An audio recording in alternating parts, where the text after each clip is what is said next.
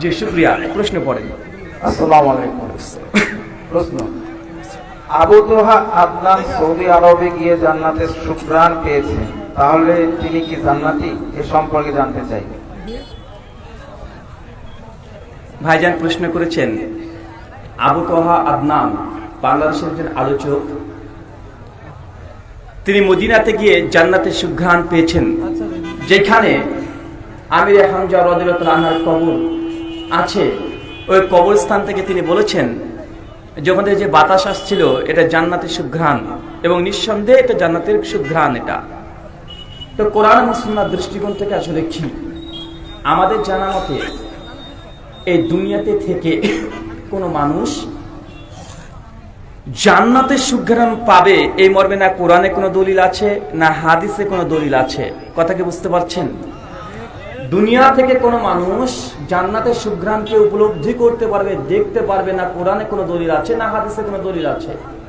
সুনান তিরমিজি 2529 নম্বর হাদিস, আল্লাহ নবী বলছে জান্নাতে বর্ণনা দিতে গিয়ে এক বাক্যে কথা বলেছেন যে জান্নাত হচ্ছে এমন একটা বিষয় যা চোখ যা দেখেনি, কান যা শুনেনি, হৃদয় যা কল্পনা করেনি, জান্নাত আপনি তাই পাবেন। এখন যদি জান্নাতের ঘ্রাণ দুনিয়া থেকে পেয়ে যান তো আপনি তো পেয়েই গেলেন।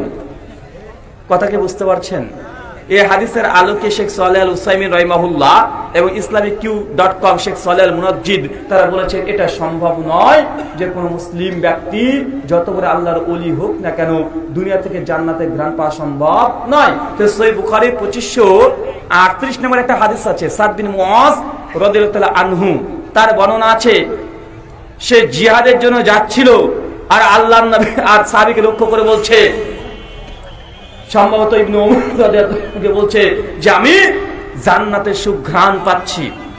মানে দুনিয়া থেকে উহুদের যুদ্ধের জন্য যাচ্ছিল, এই যুদ্ধে যাওয়ার সাথে সে বলছে একদম মৃত্যু সজ্জা আছে, মানে মৃত্যুবরণ করবে এই মত অবস্থায় আছে, শহীদ হয়ে যাচ্ছে, আর সে বলছে হাসতে হাসতে যে আমি জান্নাতের সুঘ্রাণ পাচ্ছি।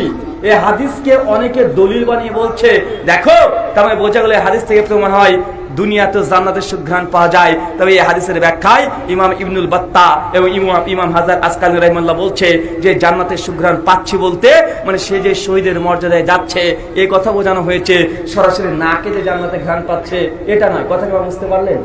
আর ইসলামী আকীদা হচ্ছে দুনিয়া থেকে জান্নাতের সুঘ্রাণ পাবে না, বাহ্যিক জীবন থেকে পেতে পারে। শুকরিয়া। জাযাকাল্লাহু খাইরান। ومن أحسن قولا ممن دعا إلى الله وعمل صالحا وقال إنني من المسلمين.